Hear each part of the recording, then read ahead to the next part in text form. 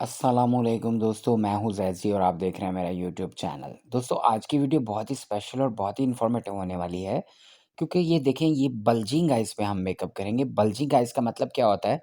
एक तो eyes hooded होती हैं और सेकंड उनकी जो ब्रो बोन होती है ना वो बहुत ही पफ़ी होती है। तो पफ़ीनेस को किस तरह से हम टैकल करेंगे और किस तरह से हम हुडेड आइज़ पे एक शानदार किस्म का वार्म टोन के अंदर मेकअप करेंगे।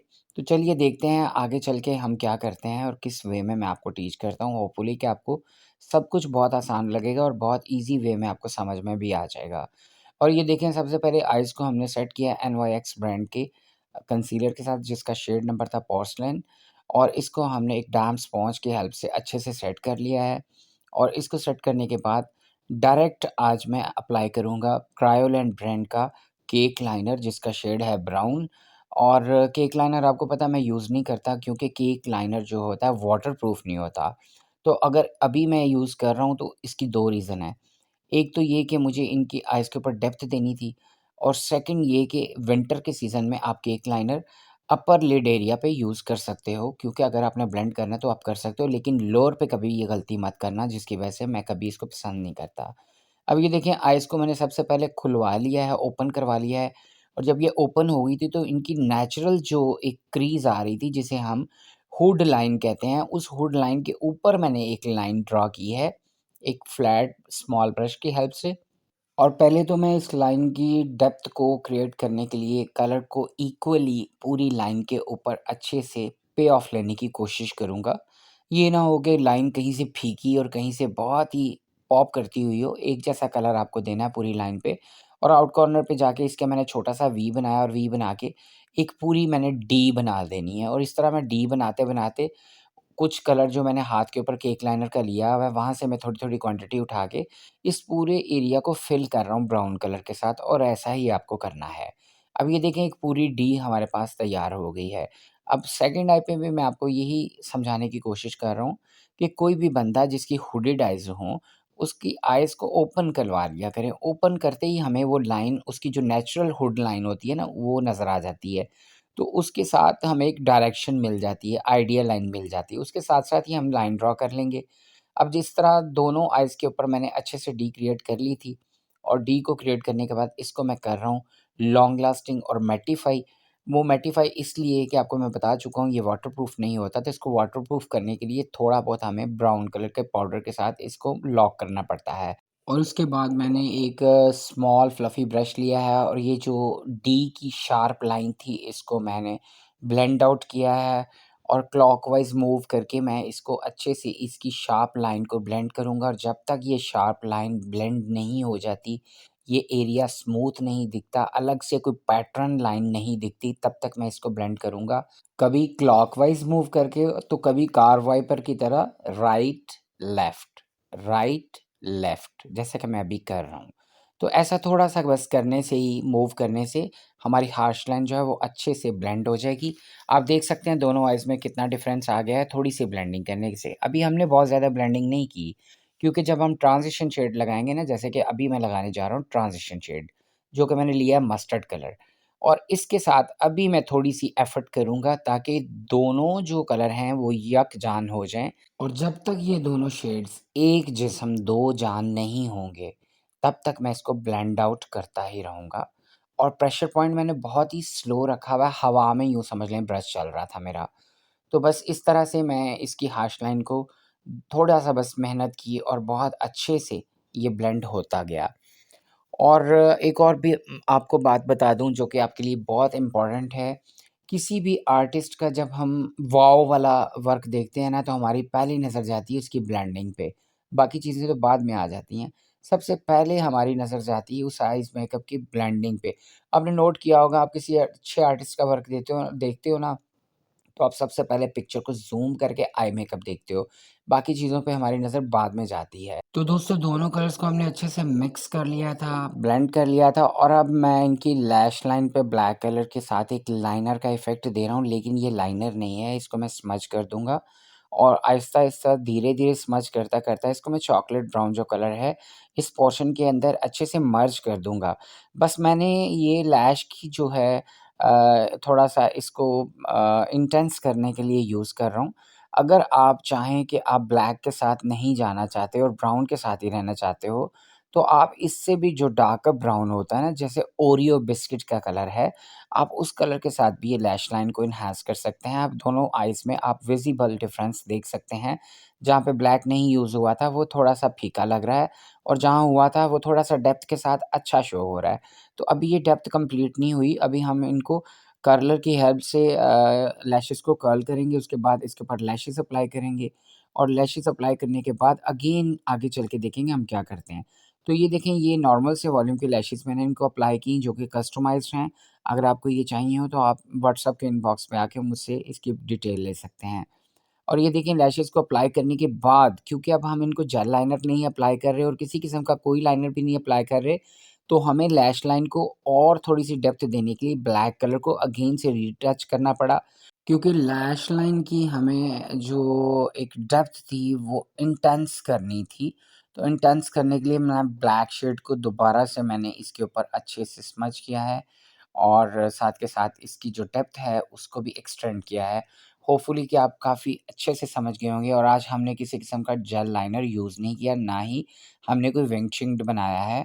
जस्ट हमने ब्लैक से ही इनका थोड़ा-सा स्मोकी मेकअप कर दिया और बाकी ओवरऑल आप देख चुके हैं, वार्म टोन्स का ही हमने यूज़ किया है इनके आइज़ पे, 2 ब्राउन के शेड और 1 ब्लैक का। टोटल 3 शेड्स के साथ इनकी पूरा आई मेकअप आपके सामने रेडी हो चुका है, बस अब फाइनल टचिंग रह गई है लोअर लैश लाइन पे और या ब्रो बोन पे। हम क्या करते हैं वो आगे चल के देखेंगे। तो स्किन को हमने अच्छे से लॉरा मर्सियर के मॉइस्चराइज़र से मॉइस्चराइज़ कर लिया और जब ये स्किन अच्छे से मॉइस्चराइज़ हो गई, तो इसके ऊपर हमने म्यूसिन का जेल प्राइमर अप्लाई किया। आजकल आपको पता है म्यूसिन ब्रांड काफ़ी इन है और उसके प्रोडक्ट भी बहुत ही रीज़नेबल हैं। तो उसका जेल प्राइमर जो है बहुत ही अच्छा है, बहुत ही इकोनॉमिकल प्राइस में आपको मिल जाता है। तो अगर आप वो भी बाय कर लें तो वो आपके लिए काफ़ी फ़ायदेमंद होगा, क्योंकि इस मौसम में ड्राई स्किन के लिए वो बहुत ही अच्छा है। तो मॉइस्चराइज़ करने के बाद हमने प्राइमर अप्लाई किया था और प्राइमर अप्लाई करने के बाद नान ख़ताई शेड जो कि 45 का लेवल है, वो इनको मैंने अप्लाई किया है ब्रश की हेल्प से। उसके बाद मैंने एक डैम्प स्पॉन्ज की हेल्प से इसको टैप-टैप करके सेट किया है और ये रहा फाउंडेशन को सेटिंग करने के बाद का रिज़ल्ट। और अब इसको हम थोड़ा-सा लॉक करेंगे और एक फ्लफ़ी ब्रश की हेल्प से कॉम्पैक्ट अप्लाई करेंगे। यहाँ मैं एक और कंसेप्ट आपका क्लियर कर दूँ। आप देखते होंगे कि कभी मैं स्पॉन्ज की हेल्प से कॉम्पैक्ट अप्लाई कर रहा होता हूँ, तो कभी मैं इस ब्रश की हेल्प से। तो जिनकी स्किन ऑयली होती है ना, उनको मैं भर-भर के अप्लाई करता हूँ, तो वो स्पॉन्ज की हेल्प से करता हूँ और जिनकी स्किन ड्राई होती है, उनको ना होने के बराबर हमें पाउडर अप्लाई करना होता है, ताकि स्किन और मैट ना हो जाए। और कॉम्पैक्ट पाउडर हमने लिया था सिवन्ना ब्रांड का, जिसका शेड नंबर था 1।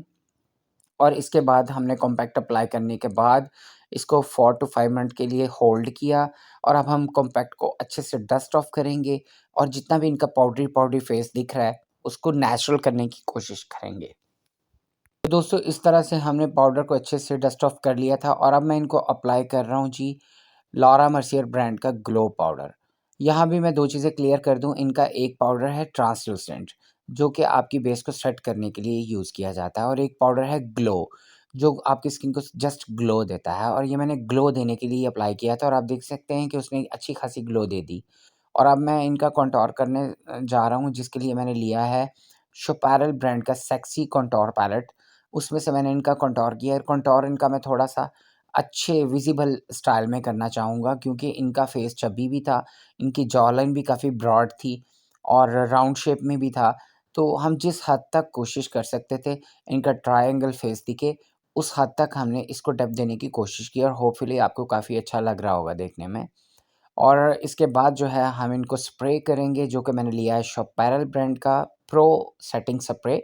इसके बाद मैं इनको मैक का एक पैलेट ले रहा हूँ जो मेरा फ़ेवरेट है और इस पैलेट में से मैंने इनको हाइलाइटर अप्लाई करना है और ये देखिए, ये highlighter, oh my God! I have no words about it. ये इतना ज़बरदस्त ब्रांड है, आप यकीन मानें कि मैंने पूरी दुनिया घूमी है। हाइलाइटर जो मैक का है वो कोई और हो ही नहीं सकता। इवन कि मैं फenty ब्यूटी, हुडा, एनास्टेसिया और भी बहुत सारे ब्रांड्स के हाइलाइटर यूज़ करता हूँ।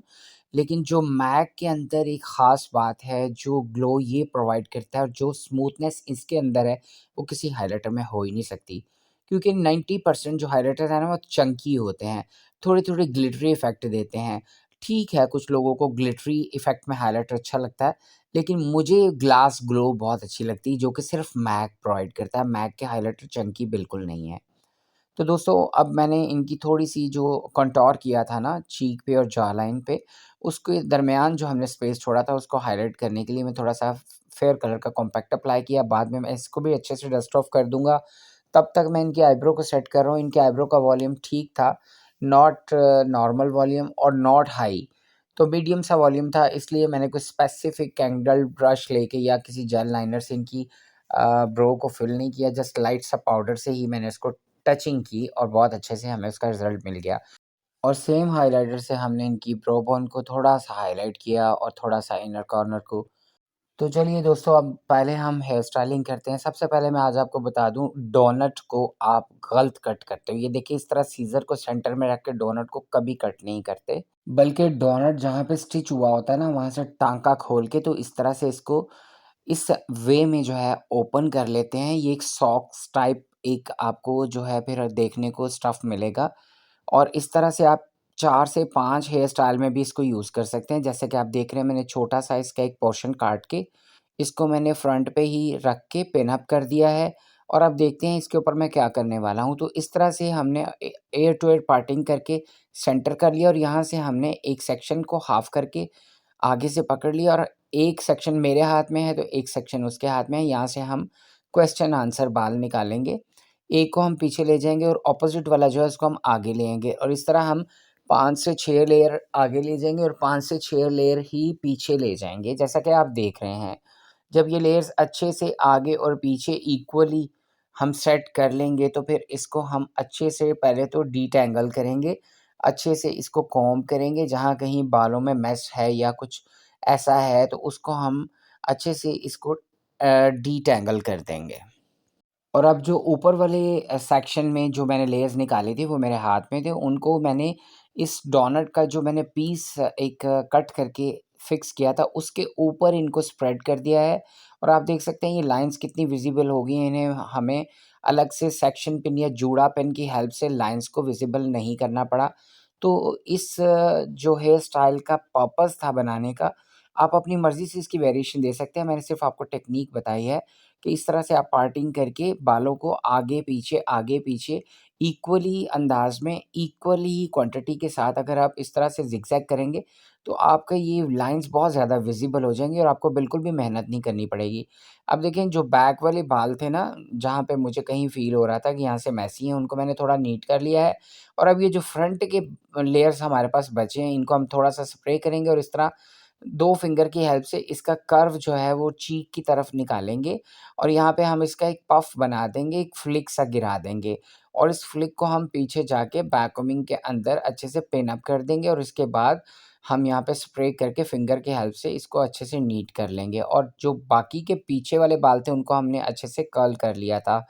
तो होपफुली आज का जो स्टाइल था हेयर का वो काफ़ी आपको समझ में आया होगा और बहुत ईज़ी वे में मैंने आपको बताने की, समझाने की कोशिश की है। तो चलिए हम लिपस्टिक स्टार्ट करते हैं। जैसा कि आप देख सकते हैं और इन लिप्स को अगर फेस चबी ना हो, फेस स्लिम हो, थोड़ा स्किनी हो, तो फिर तो थिन लिप्स भी हों तो अच्छे ही दिखते हैं।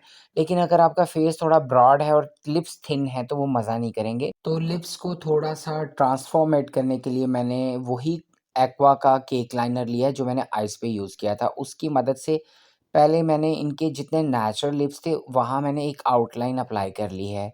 जब मैं अच्छे से आउटलाइन अप्लाई कर लूँगा, तो इसको फिर मैं थोड़ा-सा बाहर की तरफ बढ़ा दूँगा इस आउटलाइन को ताकि इनके लिप्स थोड़े से भरे-भरे दिखें। मैं ये नहीं चाह रहा कि ये बिल्कुल ही फिलर वाले लिप्स बन जाएँ और ड्रामेटिक दिखना शुरू हो जाएँ, लेकिन कम से कम आपको इस तरह के लिप्स को कॉन्टूर करना चाहिए। ये समझ लें कि मैं लिप्स को कॉन्टूर कर रहा हूँ डार्क कलर की हेल्प से और इस तरह से काफ़ी आपके लिए यूनिक होगा कि आप केक लाइनर की हेल्प से भी इसको अच्छे से कॉन्टूर कर सकते हैं और इसके अंदर मैं शोपैरल का ही एक न्यूड कलर का पीच पिंक कलर है ग्लोज़ का, उसको ऐड कर रहा हूँ और इसके बाद मैंने बी क्यूट का एक शिमर ग्लोज़ जो था, ग्लिटरी ग्लोज़, वो इसके ऊपर अप्लाई किया था और ये रहा आज की हमारी मॉडल का फाइनल लुक। होपफुली कि आपको काफ़ी मेकअप ये पसंद आया होगा और अगर नहीं भी पसंद आया हो तो फिर भी मैं आपसे माज़रत ख़्वाह हूँ। और मैं कोशिश करूँगा कि आइंदा आपको मेरा वर्क और भी पसंद आए। इजाज़त दीजिए। अल्लाह